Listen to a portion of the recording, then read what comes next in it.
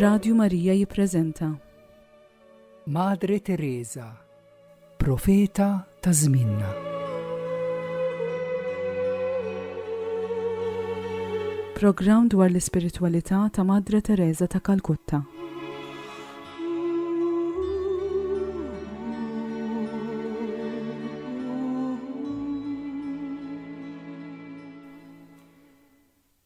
Aziz semmih, Aziza semmija ta' Radju Marija, jien Dr. Andrew qiegħed nilqak għall-ewwel programm f'din is-sensiela bl-isem ta' Madre Teresa, profeta ta' żminna. Iva, Madre Teresa hija profeta ta' żminijietna. Hi għarfet is-sinjali ta' żmienna. Għarfet taqra bajnejn il-fidi is-sinjali li kienu ġejjin minn soċjetà konsumista. Soċjetà li flok taffit il-miżerja u tbatija tal-fqar u ta' dawk minsija mwarba, minn flok ħolqot faqar ġdid, dak tas-solitudni u tad-disprezz tal-ħajja u l-persuna umana. Quddiem dawn is-sinjali, bħajja sempliċi, imsejsa fuq it-talb u l-ħidma, bażla favur l-ifqar fost il-fqar, Madre Teresa għanqlet kuxjenza favur l-emerġinat, il-minsi, l-imwarrab. Ħolqot kuxjenza li waslet biex kaxkret u ġarret lil dawk kollha li missew magħha. Kuxjenza favur il-fqir li ġelet miljuni ta' nies u żgħażagħ biex huma wkoll jagħmlu l-istess għażla u jaħdmu biex innaqsu il-faqar ta' madwarhom. U dan billi jibdew bil-faqar li hemm fih danhom u qrib tagħhom. Permezz ta' dan il-programm se nerġgħu nżuru wħud mill-kitbiet, diskorsi u intervisti tagħha. U flimkien nixtarru, nirriflettu u nifhmu il-messaġġ qawwi tagħha. Messaġġ li għadu rilevanti illum aktar minn qatt qabel. Matul din is-sensiela se jkollna xorti wkoll nisimgħu xi interventi ta' Maltin li għexu u ħadmu mill-qrib ma' din is-Sor Qaddisa u nisimgħu minn għandhom dwar il-kariżma ta' din is-soru, Madre Teresa.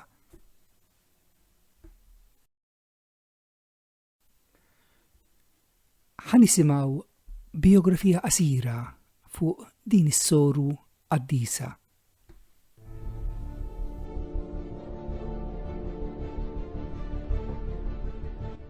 Madre Teresa ta' Kalkutta. Ħajjita fil-qosor.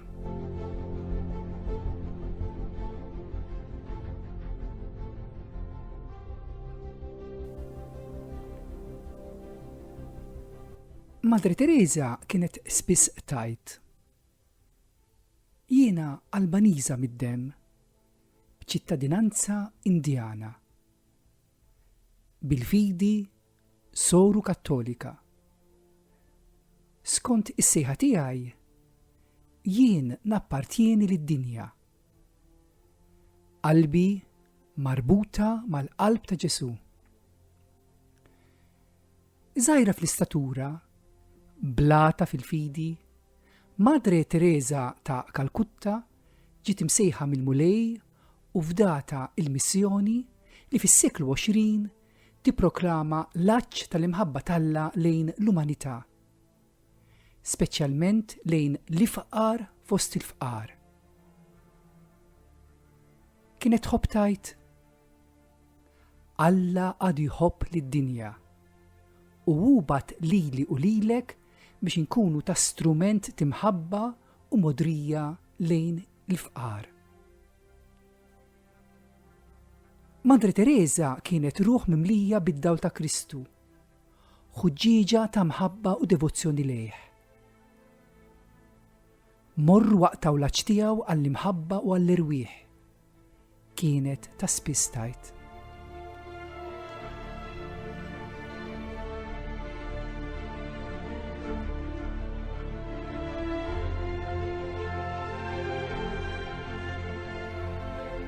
l-ewwel snin.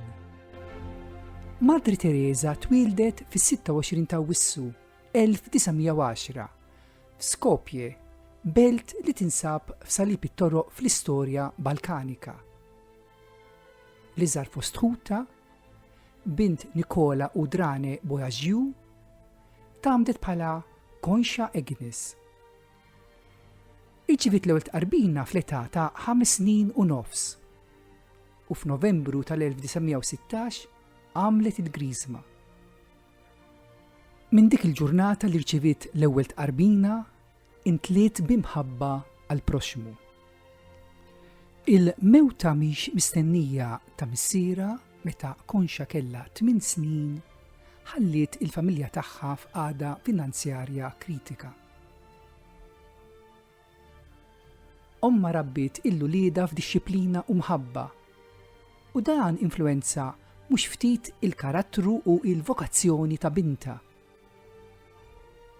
Konxa kienet influenzata fil-formazzjoni reliġjuża mill-Ġiżwiti li kienu jmexxu l-parroċċa tagħha iddedikata lil qalb ta' Ġesu u li hi tant kienet involuta fiha.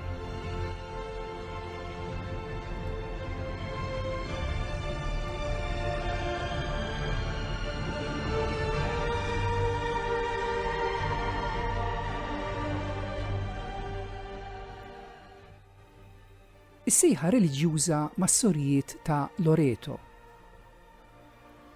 F'Settembru tal-1928, fl-età ta' 18-il sena, b'xewqa li ssir missjonarja, Konxa telqet mid-dar u ingħaqdet mas-Sorijiet ta' Loreto fl-Istitut tal-Imbirka Verġni Marija ġewwa l-Irlanda. Hemmhekk bdiet tissejjaħ Sor Marija Teresa għal Santa Teresa tal-Iżjie. F'Diċembru telqet lejn l-Indja u waslet Kalkutta fis-6 ta' Jannar 1929. Wara li għamlet l-ewwel professjoni tal-voti f'Mejju tal-1931, Sor Teresa ġiet mibgħuta tingħaqad mal-komunità ta' Loreto f'Kalkutta, fejn għalmet fl-iskola tal-bniet bl-isem ta' Santa Marija.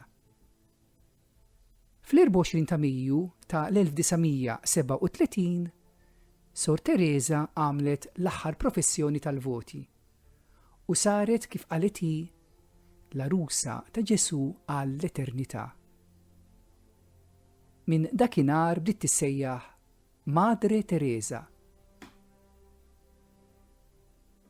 Ikompli tallem fl-iskola Santa Marija u fl-1944 laħqet prinċipal. Persuna li dejjem titlob u mimlija bimħabba għal ħuta s-sorijiet u l-istudenti, l-20 sena li għamlet ġewwa Loreto kienu mimlija ferħ. Magħrufa għal karità, umiltà, kuraġġ, kapaċità għax-xogħol u talent naturali għall-organizzazzjoni, jgħixet il-ħajja konsagrata lejn Ġesu fost sħaba, fedeltà u ferħ.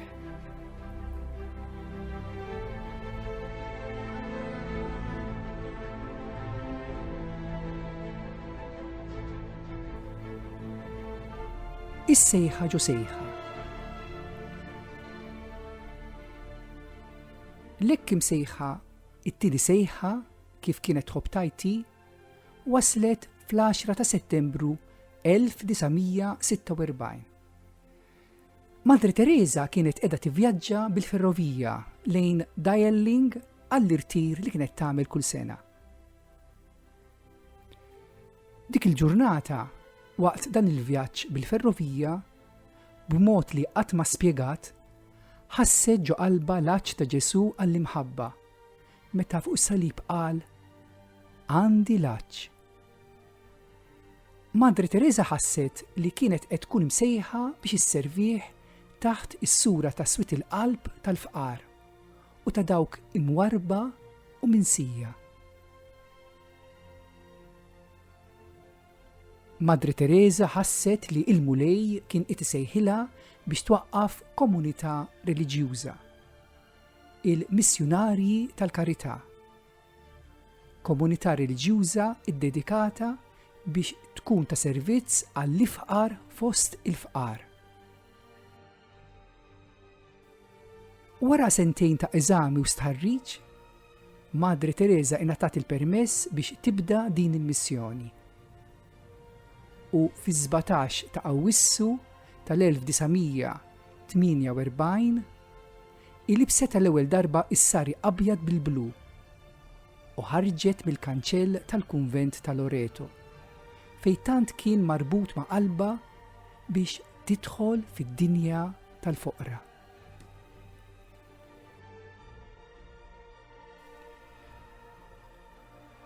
Wara kors qasir mal-Medical Missions Sisters, Surijiet Tobba, ġewwa Parna, Madre Teresa marret lura lejn Kalkutta fejn għexet għal ftit żmien mal-Little Sisters of the Poor.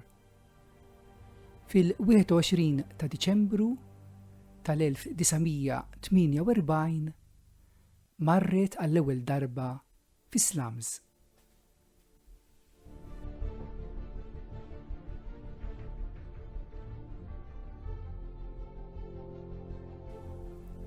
Dakinhar żaret bosta familji, ħaslet il-ġrieħi ta' xi tfal, ħadet ħsieb raġel marit mitluq f'nofs ta' triq u dewwiet mara mejta bil-ġuħ u marida bit-tuberikolożi. Ta' kuljum kienet toħroġ b'kuruna tar-rużarju f'idejha biex issib u taqdi lill-Alla fl-imwarbin, dawk li nieqsa mill-imħabba u dawk li m'għandhomx min jgħinhom. Wara ftit xhur bdew jingħaqdu magħha waħda wara l-oħra studenti li kienet tgħallem hi. U fis-7 ta' Ottubru 1950 twildet il-kongregazzjoni l-ġdida, hekk imsejħa il-Missjonarji tal-Karità.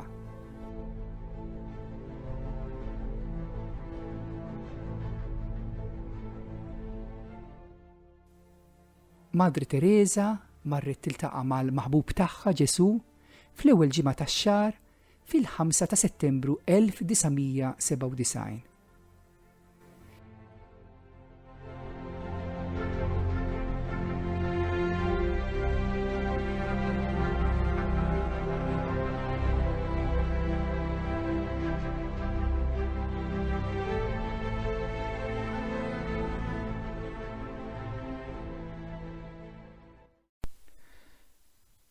Ħanisimgħu issa riflessjoni mill-fom ta' Madre Teresa fejn tfakkarna li l-imħabba twassal għall-azzjoni u l-azzjoni li tagħmel xi ħaġa għall-fqir.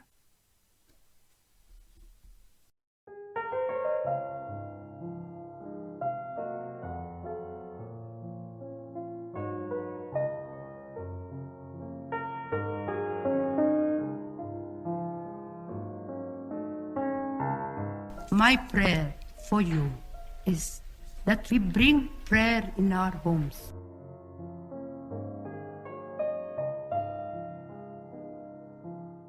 The fruit of prayer will be that we believe that in the poor it is Christ.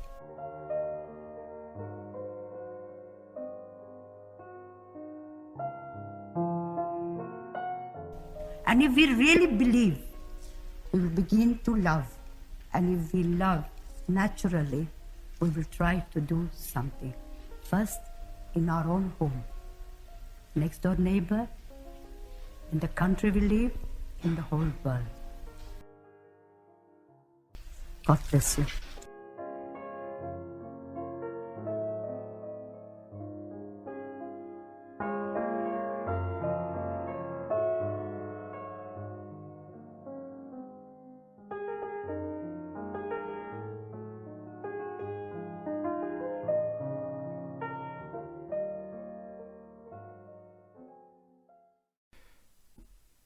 Pawlu Ketkuti, Ġeżwita għal snin twal, ħadem mill-qrib ma' Madre Teresa.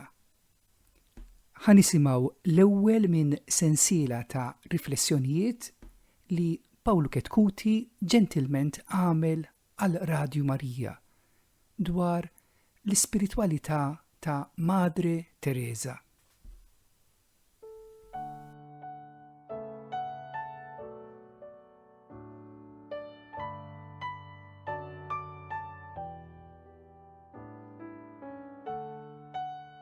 Iltqajt ma' Madre Teresa fl-1971 l-ewwel darba kienet ġiet Malta tagħti konferenza għal xi laqgħa tas-sorijiet ta' St. Joseph u kienet għamlet laqgħa żgħira hekk għal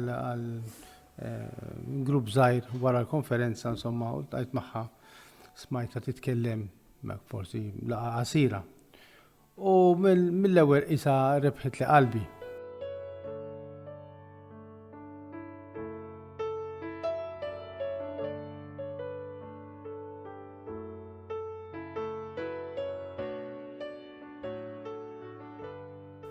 Mbagħad tlift il-kuntatt, insomma da komplejt fil-formazzjoni tiegħi ta' Ġiżwita, kont għadni student Ġiżwita. U meta wasalt biex nagħmel esperjenza ta' formazzjoni wara li għaddist, ikonna perjodu ta' formazzjoni iktar wara l-ordinazzjoni, tlabt li mmur nagħmel esperjenza Kalkutta mal-madre u mas-sorijiet tagħha. U s-superjuri aċċettaw u dak kien mbagħad 6 snin wara, ġifieri fil-77. U mort Kalkutta u kont ngħix mal-brothers, kont noqgħod fid-dar tal-brothers ta' Madre Teresa, u ħadd jaf li Madre Teresa għandha l-brothers u għandha s-sorijiet. U kont naħdem fid-djar differenti li kellha Kalkutta u madwar, kemm tal-brothers kemm tas-sorijiet.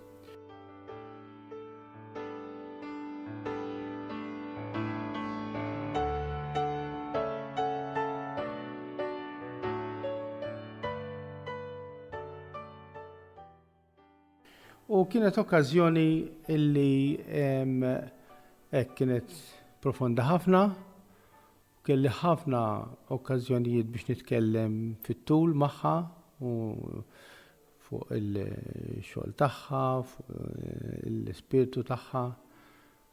U anka ngħinha kienet titlobni nagħti għajnuna spiritwali, direzzjoni l-istorijiet tagħha u anka xi rtiri, eccetera. U fl-istess ħin dan kollu fl-ambjent fejn l-iktar li il-karizma tagħha twildet u kibret. Ġifieri kienet propju fil-qalba tal-esperjenza. U kont nirrifletti ħafna. U mbagħad niftakar kienu talbuni nikteb l-riflessjonijiet tiegħi fuq insomma f'artiklu daqsxejn twil.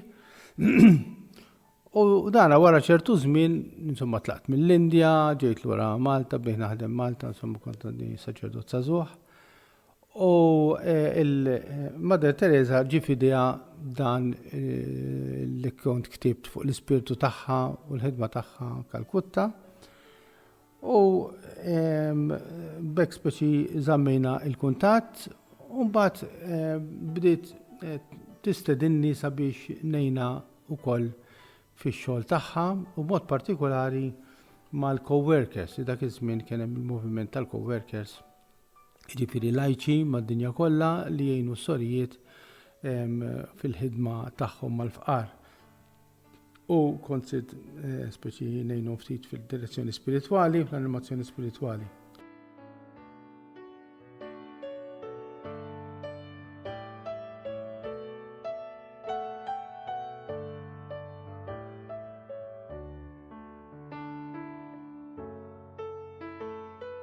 U minn hemmhekk imbagħad bdejt regolarment u spiss ikolli rtiri mas-sorijiet tagħha, man-nuvizzi, mal-professi, f'ħafna postijiet fid-dinja ġifieri. U bis-saħħa hekk kont niltaqa' magħha regolarment, speċjalment meta kont nagħti l-irtiri lill-sorijiet fil-formazzjoni għall-ewwel voti u l-aħħar voti Ruma, u hija dejjem kienet tiġi dak iż-żmien hemmhekk, mhux Ruma biss anke bladi oħra. U kienet iċċempilli u kultant inċempilla u insomma niddiskutu fuq dak li qed isir, eċċetera. U anka momenti hekk partikolari bħal meta kienet waqgħet u kienet kisru ċiku stili u kienet fi Sptar Ruma jinqodna tirtir dak iż-żmien hemmhekk u mort nara l-isptar u tara il-mod tagħha kif tgħix imma il-ħajja ta' kuljum fl-inċidenti, fil-ċirkustanzi ordinarji. U jien naħseb di l-ewwel ħaġa li nixtieq ngħid. Mod speċjali bħalissa li ġejja l-kanonizzazzjoni tagħha. Nħu pjaċir li se tiġi dikjarata qaddisa u naħseb li jsir ħafna ġid illi wieħed il-Knisja tpoġġilna bħala mudell li aħna nistgħu nsegwu. Imma nibża ħafna u jekk issewwa kultant isaqsu se tmur kanonizzazzjoni u ngħid taf li le ma nixtieqx immur. Jgħidu li għaliex. Għax Mother Teresa nafa bniedma ordinarja illi tista' tkellimha, tista' titħaq magħha, tista' tiċċajta, tista' tajjat miegħek, tista' inti tinnota bil-limitazzjonijiet tagħha. Kienet umana u nibża li meta niddikjaraw in-nies qaddisin, issa ninsew li dawn kienu bnedmin u nagħmluhom qaddisin fis-sema fuq il-pedestalli u bix-xemat u bil-istatwi. U jiena Mother Teresa ma nafix hekk, ma nafix statwa, nafa ħajja u tħaqna u ddiskutejna u għalmitni ħafna u saqsejta u kwestjonjajta, ċellenġajta, mhux darba. Kienet tgħidli pereżempju Fader, ċallenġatni, mhux l-ewwel darba, ġifieri. Imma x'ma tilbis kullari inti, x'inha dejjem kont informali. Kont ngħidilha Mother, mela l-kullari għamma jagħmel qassis, but Father, that is good. U kienet taf li jiena nibqa' sejjer bil-mod tiegħi, fil-waqt li nirrispetta sintendi l-ispirtu tagħha għaliex li għaliha kienet il-raġuni kienet l-istima enormi li kellha lejn is-saċerdot, ġifieri. Allura dik il-venerazzjoni. U jiena fl-istess ħin kienet dik it-tip ta' relazzjoni. Allura ismu il-qudusija li kienet tgħidha hija u għalli ta' ħafna drabi, illi l-qudusija mhijiex xi privileġġ ta' xi ftit nies. Imma hija sempliċi dover tiegħi u tiegħek, hekk kienet tgħid. Huwa sempliċi dover tiegħi u tiegħek. Il-qudusija mhix għan-nies speċjali, imma għan-nies ordinarji.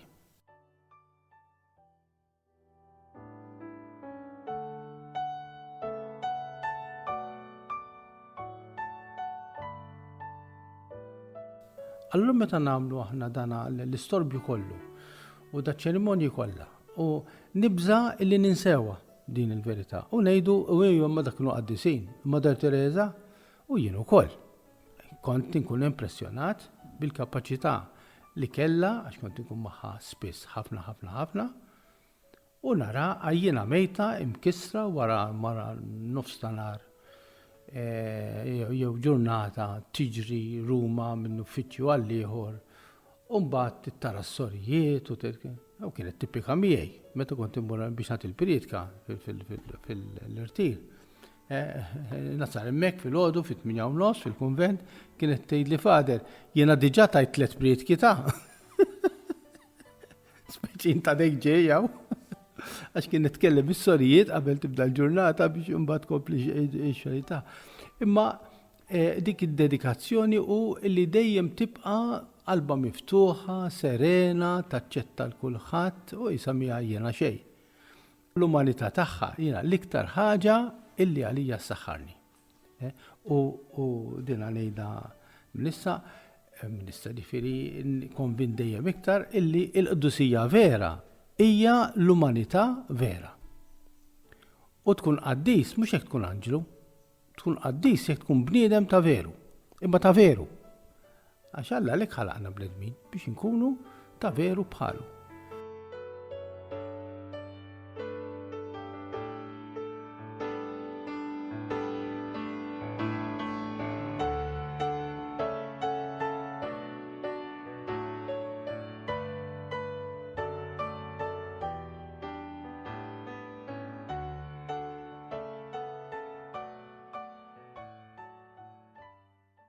Nagħlaq bil-vuċi ta' Madre Teresa fejn tfakkar lili u lilek bis-sejħa tagħna l-koll għall-qdusija.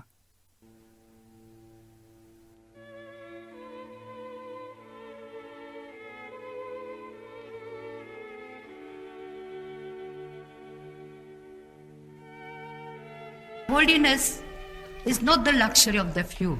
It is a simple duty for each one of us. Through this love for one another, we can become holy.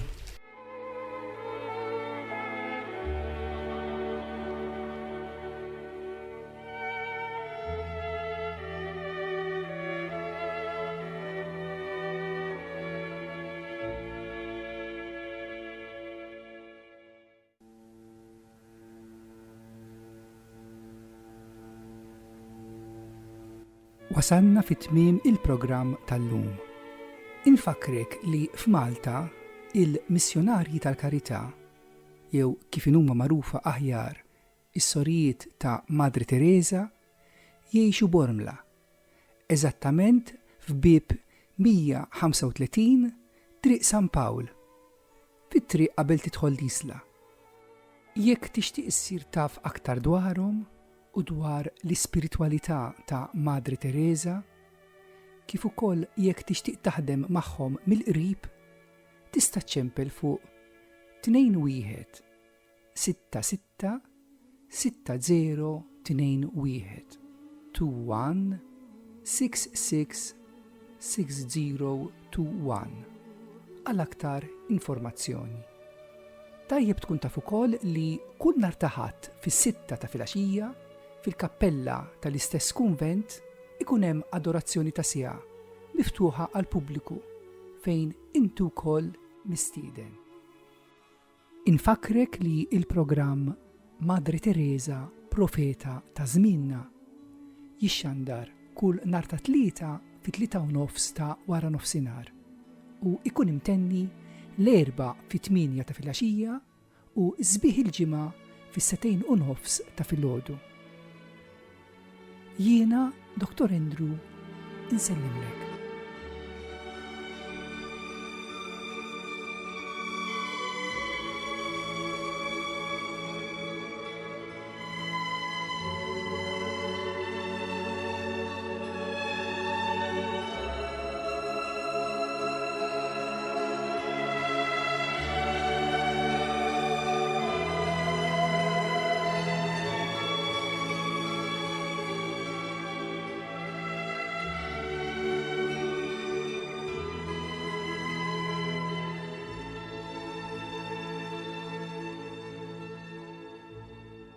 Infakruk li tista' terġa' tisma' dan il-programm jew programmi oħra f'din is-sensiela fuq il-paġna ta' Facebook Madre Teresa, Profeta ta' Żmienna.